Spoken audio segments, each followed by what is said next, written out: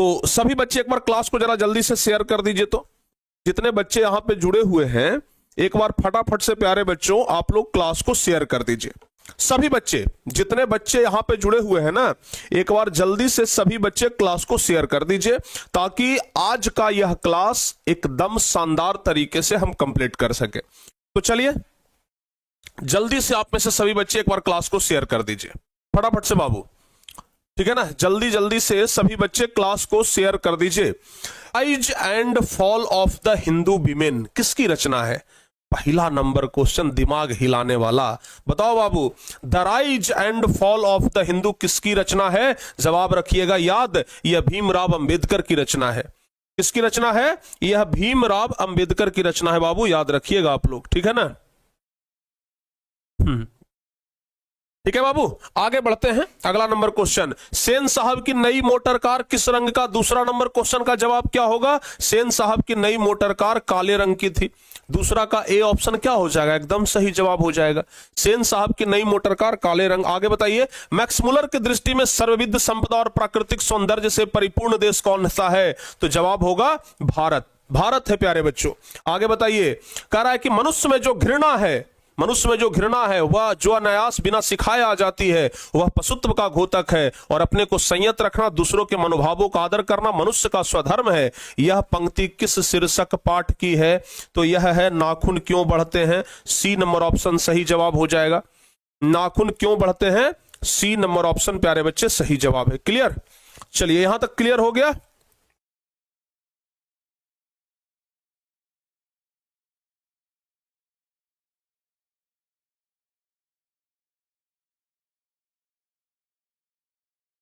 चलिए आगे बढ़े। अब अगला नंबर क्वेश्चन की तरफ बढ़ते हैं। कह रहा है मैंडलीफ किसकी रचना है? मैंडलीफ, जल्दी जल्दी सब जवाब बताना बाबू। मैंडलीफ किसकी रचना है? पांचवा नंबर। तो जवाब क्या हो जाएगा? गुणाकर मूले की रचना है ना। मैंडलीफ गुणाकर मूले की रचना है। आगे बताइए आप लोग, देवगिरी के यादव शासकों के लेख किस लिपि में है? तो देवगिरी के यादव शासकों के लेख नंदी नागरी लिपि में है। आगे बताइए, लेखक अमरकांत को किस लेखन के लिए साहित्य अकादमी पुरस्कार प्राप्त हो चुका है? तो अमरकांत को कथा लेखन के लिए साहित्य अकादमी पुरस्कार प्राप्त हो चुका है। अगला नंबर क्वेश्चन, थोड़ा फास्ट हम लोग बढ़ रहे हैं। बताइए, बहादुर कैसा लड़का था? बहादुर कैसा लड़का था? तो प्यारे बच्चों याद रखिएगा, बहादुर बहादुर बहादुर हंसमुख और मेहनती लड़का था। सी ऑप्शन होगा। बहादुर कैसा लड़का था? हंसमुख और मेहनती लड़का था। आगे बताइए, जो महत्व ऐतिहासिक भौतिकवाद के लिए इतिहास का है, कह रहा है कि वही आलोचना के लिए साहित्य की परंपरा का है। यह तो परंपरा का मूल्यांकन चैप्टर से है। डी नंबर ऑप्शन सही हो जाएगा। आगे बताइए, कह रहा है कि कौन आमलेट नहीं खाता था? जवाब होगा पंडित बिरजू महाराज आमलेट नहीं खाते थे। आगे बताइए, अशोक वाजपेयी के पिता का नाम? तो ध्यान रखिएगा, अशोक वाजपेयी के पिता का नाम है परमानंद वाजपेयी। आगे है कि विलेनब्य क्या है प्यारे बच्चों? तो विलेनब्य फ्रांस का एक छोटा सा गांव है। विलेनब्य क्या है? तो फ्रांस का एक छोटा सा गांव है जिसका नाम है विलेनब्य। ठीक है ना। चलिए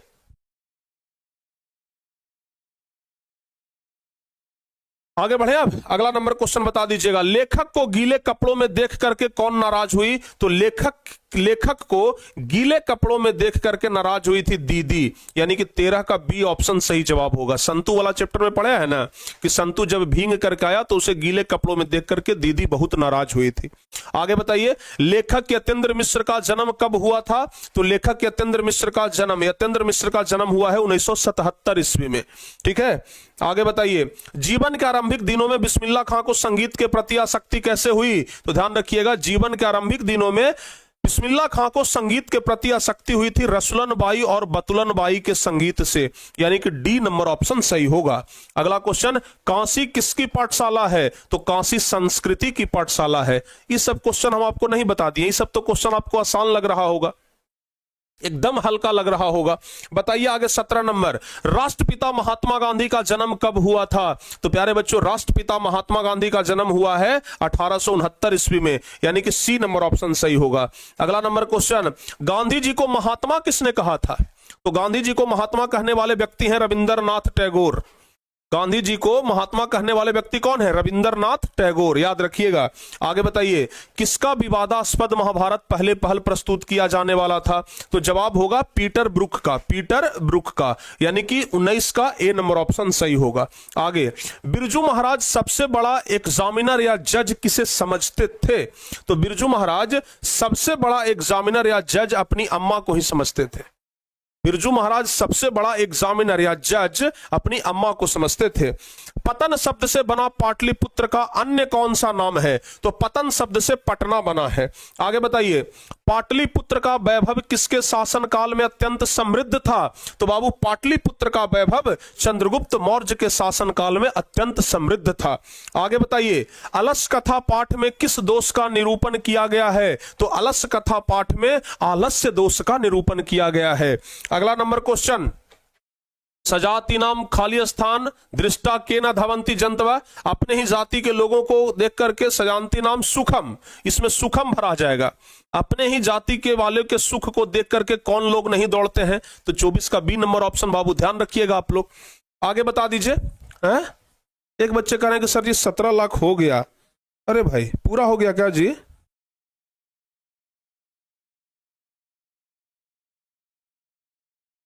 अभी तो ना होना चाहिए, ना ना ना ना, अभी बच रहा है, अभी आराम से होगा। चलिए, जलती हुई अलसशाला में चारों आलसी क्या कर रहे थे? तो जलती हुई अलसशाला में चारों आलसी परस्परालाप कर रहे थे, तपस्या कर रहे थे, परस्परालाप कर रहे थे। सोना को ही कहते हैं परस्परालाप करना, ठीक है ना, गड़बड़ाइएगा नहीं, सोना को ही कहते हैं परस्परालाप करना। आगे बताइए, तुष्णी कथम न तिष्ठता, किसका कथन है? तुष्णीम कथम न तिष्ठता, यह किसका कथन है? ध्यान रखिएगा, चौथे आलसी का कथन है यह चौथे आलसी का कथन है कि तुष्णीम कथम न तिष्ठता। आगे बता दो बाबू, दर्शन शास्त्र में किसकी रुचि थी? मैत्रेयी की रुचि दर्शन शास्त्र में थी। 27 का कौन सा? बी ऑप्शन सही जवाब हो जाएगा।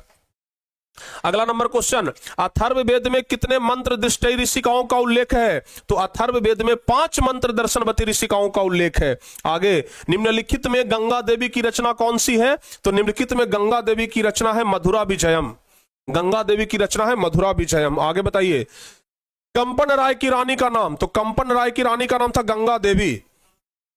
कंपन राय की पत्नी का, ये कंपन राय की पत्नी का नाम गंगा देवी, ध्यान रखिएगा। आगे बताइए, सूर्या पद में कौन सा स्त्री प्रत्यय लगा हुआ है? सूर्या पद में 31 नंबर क्वेश्चन का जवाब प्यारे बच्चों, तो ध्यान रखिएगा, सूर्या पद में कौन सा स्त्री प्रत्यय लगा हुआ है? तो सूर्या में चाप है ना, चाप हो जाएगा कि टाप हो जाएगा? सूर्या पद में कौन सा स्त्री प्रत्यय लगा हुआ है? 31 का जवाब कौन सा होगा? चाप प्रत्यय हो जाएगा। 31 का बी ऑप्शन सही होगा। चलिए आगे बढ़ते हैं। किम जोड़ तसील से कौन सा अवयव बनेगा? किम जोड़ तसील, किम जोड़ तसील से बनेगा कूतः। 32 का बी नंबर ऑप्शन, ध्यान रखिएगा। 33 नंबर क्वेश्चन बताइए, करनियम पद में कौन सा प्रत्यय है? करनियम, करनियम में अनियर प्रत्यय है। आगे, धाव जातु के विधिलिंग लकार प्रथम पुरुष एक वचन का रूप कौन सा होगा? धाव जातु, धाव तो बाबू धाव, ये धावती, धावता, धवंती। आप लोग 34 नंबर क्वेश्चन का जवाब बता दीजिए। तो कह रहा है कि विधिलिंग लकार प्रथम पुरुष एक वचन, तो धावेत हो जाएगा।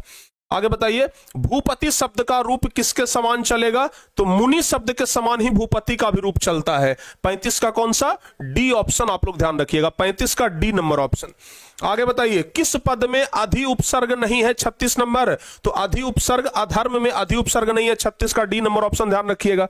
अगला नंबर क्वेश्चन बता दीजिए, धिक अव्यय के योग से कौन सी विभक्ति होती है? धिक अव्यय के योग में द्वितीय विभक्ति होती है। आगे, कबीसु कालिदास श्रेष्ठ, कवियों में कालिदास श्रेष्ठ है। वाक्य के कबीसु पद में किस सूत्र से सप्तमी विभक्ति हुई है? तो बाबू यतश्च निर्धारणम, यह निर्धारित है कि कवियों में कालिदास श्रेष्ठ है। 38 का सी नंबर ऑप्शन सही हो जाएगा। अगला नंबर क्वेश्चन बता दीजिए, किसमें अव्ययी भाव समास नहीं है? अव्ययी भाव समास किसमें नहीं है? लंबोदर तो बहुब्रीहि समास हो जाएगा। आगे बताइए, किसमें विग्रह होता है? बाबू समास में विग्रह होता है, संधि में विच्छेद होता है, समास में विग्रह होता है, बताए थे हम आप लोगों को। अगला बताइए, जपू जी किसकी रचना है? तो जपू जी किसकी रचना है? गुरु नानक की रचना है। जपू जी गुरु नानक की रचना है। आगे बताइए, जटा मुकुट तन भस्म लगाई, बसन छोड़ी तन नगन भया, यह किस कविता की पंक्ति है? राम नाम बिनु बिरथे जग जन्मा कविता की पंक्ति है। राम नाम बिनु बिरथे जग जन्मा कविता की पंक्ति है, ध्यान रखिएगा। आगे बताइए, रसखान चरित प्रेम वाटिका किस प्रकार की रचना है? तो ये रसखान के द्वारा रचित प्रेम वाटिका, यह प्रेम निरूपण संबंधी क्या है? रचना है, प्रेम निरूपण संबंधी। आगे बताइए, इनमें से किनका सवैया और धनाक्षरी अत्यंत प्रसिद्ध है? तो ध्यान रखिएगा, घनानंद का सवैया और धनाक्षरी अत्यंत प्रसिद्ध है। घनानंद का सवैया और धनाक्षरी अत्यंत प्रसिद्ध है। आगे बताइए, रसिक समाज की स्थापना किसने की? तो रसिक समाज की स्थापना ये प्रेमघन, बद्री नारायण चौधरी प्रेमघन ने। अगर पूछा जाए कि रसिक समाज की स्थापना किसने की, तो बताइएगा बद्री नारायण चौधरी प्रेमघन ने। आगे बताओ बाबू, अगला क्वेश्चन है, बीना किनकी रचना है? बीना, 46 नंबर क्वेश्चन, बीना किनकी रचना है? कुंवर नारायण, अनामिका, सुमित्रानंदन पंत। जवाब होगा सुमित्रानंदन पंत, सी ऑप्शन सही होगा। बीना किसकी रचना है? तो सुमित्रानंदन पंत की रचना है। आगे, रामधारी सिंह दिनकर का जन्म कहां हुआ था? 47 नंबर, तो रामधारी सिंह दिनकर का जन्म हुआ है 23 सितंबर 1908 ईस्वी को, डी ऑप्शन सही होगा, 23 सितंबर 1908 को। आगे बताइए, अपने सामने शीर्षक काव्य संग्रह किसकी रचना है? अपने सामने, यह कुंवर नारायण की रचना है, 48 का ए ऑप्शन होगा। आगे बताओ बाबू, बूढ़ा चौकीदार वृक्ष मिलता है, बूढ़ा चौकीदार वृक्ष कहां मिलता है? घर के दरवाजे पर, बी ऑप्शन होगा। बूढ़ा चौकीदार वृक्ष कहां मिलता है? तो घर के दरवाजे पर मिलता है। आगे बताइए, तुर्की की महाकवि नाजिम हिकमत की कविताओं का अनुवाद बीरेन डंगवाल ने किस रूप में किया है? तो तुर्की के महाकवि नाजिम हिकमत की कविताओं का अनुवाद बीरेन डंगवाल ने पहल पुस्तिका के रूप में किया है। आगे बताइए, रेनर मारिया रिल्के की माता का नाम? तो रेनर मारिया रिल्के की माता का नाम सोफिया था। रेनर मारिया रिल्के के माता का नाम सोफिया। आगे बताइए, किनकी आरंभिक काव्य प्रकृति और सौंदर्य के संवेदनशील अभिव्यक्तियों से परिपूर्ण है? किनकी आरंभिक काव्य प्रकृति और सौंदर्य के संवेदनशील, सौंदर्य कविता के लेखक सुमित्रानंदन पंत को ही कहा जाता है। आगे है, कवि प्रेमघन के अनुसार भारत में आज कौन सी वस्तु दिखाई पड़ती है? दिखाई नहीं देती है। तो भारत में भारतीयता दिखाई नहीं देती है, भारत में भारतीयता दिखाई नहीं देती है, याद रखिएगा। चलो बाबू आगे बढ़ते हैं। कह रहा है, कवि गुरु नानक के अनुसार इस दुनिया में राम नाम कीर्तन के बिना क्या व्यर्थ है? राम नाम कीर्तन के बिना क्या व्यर्थ है? तो राम नाम कीर्तन के बिना जन्म और जीवन क्या है? व्यर्थ है, याद रखिएगा। आगे बता दीजिए, कह रहा है, उत्तर प्रियदर्शी शीर्षक नाटक किसकी रचना है? तो उत्तर प्रियदर्शी यह सच्चिदानंद हीरानंद वात्सायन आगे की रचना है, ए ऑप्शन होगा। सच्चिदानंद हीरानंद वात्सायन आगे की रचना है। आगे बताइए, कह रहा है कि जनता की रोके राह समय में तौ कहां, वह जिधर चाहती काल उधर ही मुड़ता है। प्रस्तुत पंक्तियां किस कविता से उद्धृत है? जनता की रोके राह समय में तौ कहां, वह जिधर चाहती उधर काल उधर ही मुड़ता है। जनतंत्र का जन्म, बाबू 56 का बी नंबर ऑप्शन सही जवाब हो जाएगा। स्वदेशी, जनता की रोके राह समय में तौ कहां, हाँ ये जनतंत्र का जन्म कहीं है। आगे, कुंवर नारायण का जन्म कब हुआ था? तो कुंवर नारायण का जन्म 1927 में हुआ है। आगे बताओ बाबू, हमारी नींद कविता में किसका जीवन क्रम पूरा हुआ? तो जवाब क्या होगा? मक्खी का जीवन क्रम पूरा हुआ है ना। हमारी नींद कविता में किसका जीवन क्रम पूरा हुआ है? तो मक्खी का, ठीक है ना। बताओ बाबू, मक्खी का जीवन क्रम पूरा हुआ है। आगे बताइए, सुमित्रानंदन पंत का अंतिम काव्य कौन सा है? तो बाबू 59 नंबर क्वेश्चन, सुमित्रानंदन पंत का अंतिम काव्य कौन सा है? लोकायतन, लोकायतन अंतिम काव्य है। आगे बताइए, मानव का रचा हुआ सूरज मानव को भाप बना करके सोख गया, यह पंक्ति किस कविता से उद्धृत है? तो ध्यान रखिएगा, मानव का रचा हुआ सूरज मानव को भाप बना के सोख गया, यह हिरोशिमा कविता की पंक्ति है। बताइए, हसन में कौन सा प्रत्यय है? तो हसन में सत्य प्रत्यय है, 61 का ए ऑप्शन। आगे बताइए, केस्यति में कौन सी धातु है? केस्यति में कौन सी धातु है? क्रीड, कौन सी धातु है? केस्यति में क्री धातु है, 62 का सी ऑप्शन। आगे बताइए, पति शब्द के तृतीया विभक्ति एक वचन का रूप क्या हो जाएगा? पति शब्द के तृतीया विभक्ति एक वचन का रूप, तो पति शब्द के तृतीया विभक्ति एक वचन का रूप क्या होता है? पतिना, पत्या होता है, 63 का सी नंबर ऑप्शन सही हो जाएगा। पति शब्द के तृतीया विभक्ति एक वचन का रूप, तो पति शब्द के तृतीया विभक्ति एक वचन में पतीना होता है कि पत्या होता है? पत्तियां ही हो जाएगा शायद, चेक कर लेंगे एक बार हम इसको, ठीक है ना, रीचेक कर लेंगे। चलिए आगे बताइए, किस पद में अब उपसर्ग है? 64 नंबर क्वेश्चन। तो अब उपसर्ग है अवरोध में, 64 का बी ऑप्शन, अवरोध में अब उपसर्ग है। आगे बता दीजिए, अगर अलगाव का बोध होता है तो वहां अपादान कारक लगता है। जैसे बोलते हैं ना कि पेड़ से पत्ते गिरते हैं, तो अलगाव का बोध मतलब जुदाई का बोध हो रहा है, तो वहां पर अपादान कारक। आगे बताइए, नमः के योग में कौन सा विभक्ति होगा? 66 नंबर। तो नमः के योग में चतुर्थी विभक्ति होता है, 66 का बी नंबर ऑप्शन आप लोग ध्यान रखिएगा। आगे बता दीजिए, अहम त्वम पश्यामी वाक्य के त्वम पद में द्वितीय विभक्ति किस सूत्र से हुई है? तो त्वम पद में कर्माणी द्वितीया, द्वितीया में तो साफ लिखा हुआ है कर्माणी द्वितीया। चलिए तुकी चुकी प्यारे बच्चे हैं, त्वम पश्यामी। चलिए आगे बढ़ते हैं, महादेव में कौन सा समास है? महादेव में कर्मधारय समास है, 68 का ए नंबर ऑप्शन। महादेव में कर्मधारय समास है, ध्यान रखिएगा। अगला नंबर क्वेश्चन बता दीजिए, धर्म चा अर्थ चा काम चा का समस्त पद धर्मार्थ कामा हो जाएगा, 69 का ए नंबर ऑप्शन सही हो जाएगा। आगे, खेलन रतम में कौन सा समास है? 70 नंबर। तो जवाब हो जाएगा तत्पुरुष समास। आगे बता दीजिए, किस पद में स्वर संधि नहीं है? तो निश्चितम पद में स्वर संधि नहीं है, 71 का ए ऑप्शन। ठीक है, आगे बताइए आप लोग, किन वर्णों के मेल से या बनता है? या बनता है ई जोड़ आ के मेल से, 72 का बी ऑप्शन होगा। ई जोड़ आ के मेल से क्या बनता है? या बनता है। आगे बताइए, दीर्घ संधि का उदाहरण निम्न में कौन सा है? तो दीर्घ संधि, विद्यालय क्या है? दीर्घ संधि ही है, विद्या जोड़ालय। भीखन टोला देखने के लिए कौन आए थे? तो भीखन टोला देखने के लिए शिक्षक आए थे। देख रहे हैं ना, एक चीज आप नोटिस कर रहे होंगे कि व्याकरण वाला क्वेश्चन थोड़ा कठिन है, किताब वाला क्वेश्चन आसान है। तो क्यों ना भाई किताबे वाला हम पूरा याद कर लें, एको क्वेश्चन गलती ना हो। हम पहले भी बात आपको बोले थे कि किताब वाला पूरा बना लीजिएगा तो पूरे व्याकरण से 4-5 को क्वेश्चन बनाना होगा, जिसको आप लोग आराम से कर सकते हैं। आगे बताइए, लक्ष्मी किसे प्राप्त होती है? 75 नंबर। तो ध्यान रखिएगा कि जो उद्यमी पुरुष होते हैं उसी का लक्ष्मी वर्ण करती है। आगे बताइए, अर्थाभाव का अर्थ क्या है? 76 नंबर। तो अर्थाभाव का अर्थाभाव मतलब क्या होता है? धन का अभाव। अर्थाभाव मतलब क्या होता है? धनाभाव। तो धन का अभाव ही हो जाएगा। आगे बताइए, स्वामी दयानंद का परिवार किसका उपासक था? तो शिव भगवान का उपासक था। आगे, मूल शंकर को बिरजानंद के दर्शन कहां हुए? जवाब होगा मथुरा में, 78 का बी नंबर ऑप्शन सही जवाब हो जाएगा। आगे बता दीजिए, मूल शंकर में वैराग्य का उद्भाव कब उदय हुआ? तो मूल शंकर में वैराग्य का भाव कब उदय हुआ? शिवरात्रि महापर्व के बाद ना वैराग्य का भाव उत्पन्न हुआ था। शिवरात्रि महापर्व के बाद, 79 का ए नंबर ऑप्शन सही होना चाहिए बाबू, 79 का, ठीक है ना। लेकिन शिवरात्रि के बाद उनके बहन का मृत्यु हुआ था, और बहन की मृत्यु के बाद ना हुआ था प्यारे बच्चों में वैराग्य। यहां पर बहन का मृत्यु कहीं है ये नहीं है, ऑप्शन गलती है। पत्नी के जगह पर अगर बहन कर लिया जाए, अगर पत्नी के जगह पर अगर यहां बहन कर लिया जाए ना कि बहन के मृत्यु के बाद, तो बिल्कुल सही होगा। यहां बहन कर लीजिए, बहन की मृत्यु के बाद, और तब उसके बाद ये वाला ऑप्शन सही होगा। बहन की मृत्यु के बाद उनके मन में वैराग्य का भाव उत्पन्न हुआ था। आगे बताइए, रामायण के अयोध्या कांड के संकलित पाठ निम्न में से कौन सा है? जवाब होगा मंदाकिनी वर्णम, 80 का ए नंबर ऑप्शन सही जवाब हो जाएगा। हाँ, मंदाकिनी वर्णम ही है, ध्यान रखिएगा। सोना कौन लिंग है? सोना जो धातु वाला है ना, सोना, वह कौन लिंग है? तो सोना पुलिंग है, सोना पुलिंग है। आगे बताइए, घड़ी शब्द कौन संज्ञा है? तो घड़ी जातिवाचक संज्ञा है, घड़ी जातिवाचक संज्ञा है। आगे, जेठ शब्द का स्त्रीलिंग क्या होगा? तो जेठ का स्त्रीलिंग होता है जेठानी, जेठ का स्त्रीलिंग जेठानी होता है। आगे बताओ बाबू, बेखूबी शब्द में कौन सा समास है? बेखूबी में अव्ययी भाव समास है, डी नंबर ऑप्शन सही होगा।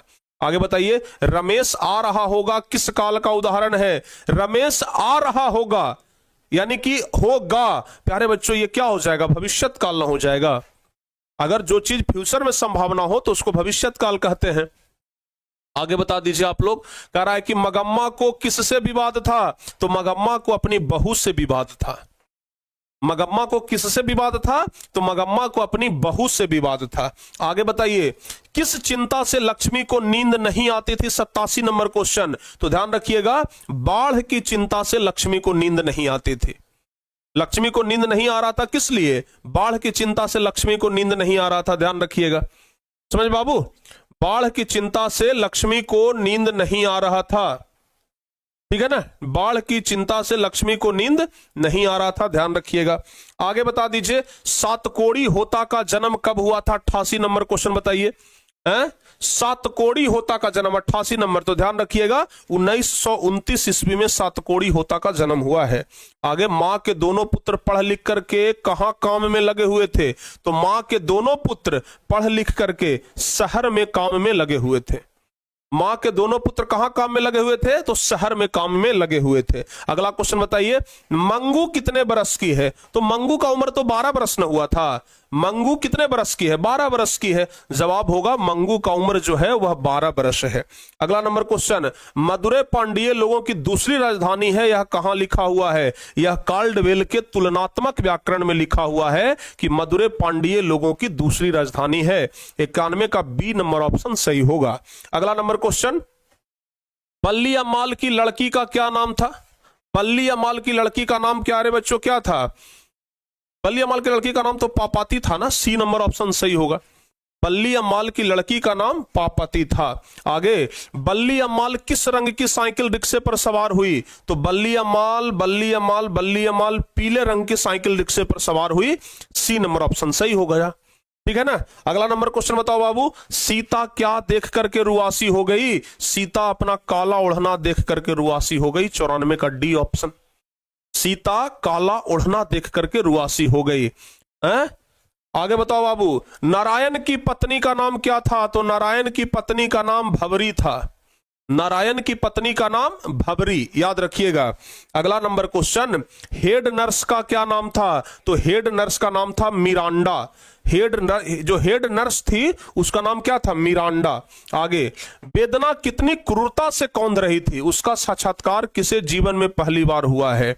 ध्यान रखिएगा, वेदना कितनी क्रूरता से कौंध रही थी, उसका साक्षात्कार पुत्र को जीवन में पहली बार हुआ है। आगे बताइए, ढहते विश्वास शीर्षक कहानी में स्कूल के 2 कमरों में लगभग कितने लोग खचाखच भरे हुए थे? तो ढहते विश्वास कहानी में स्कूल के 2 कमरों में लगभग 200 के करीब लोग खचाखच भरे हुए थे, लगभग 200 के करीब लोग। और अगला है, श्रीनिवास किसके साहित्यकार हैं? तो श्रीनिवास कन्नड़ के साहित्यकार हैं। श्रीनिवास किसके साहित्यकार हैं? तो प्यारे बच्चों याद रखिएगा, कन्नड़ के साहित्यकार हैं, याद रहेगा। श्रीनिवास कन्नड़ के साहित्यकार हैं। और सबसे लास्ट क्वेश्चन हिंदी का, अच्युत किसका बेटा था? तो ध्यान रखिएगा, लक्ष्मी के बड़े बेटे का नाम था अच्युत। लक्ष्मी के बड़े बेटे का नाम क्या था? अच्युत था। तो लक्ष्मी के बड़े बेटे का नाम अच्युत था, याद रखिएगा। क्लियर हो गया बाबू यहां तक?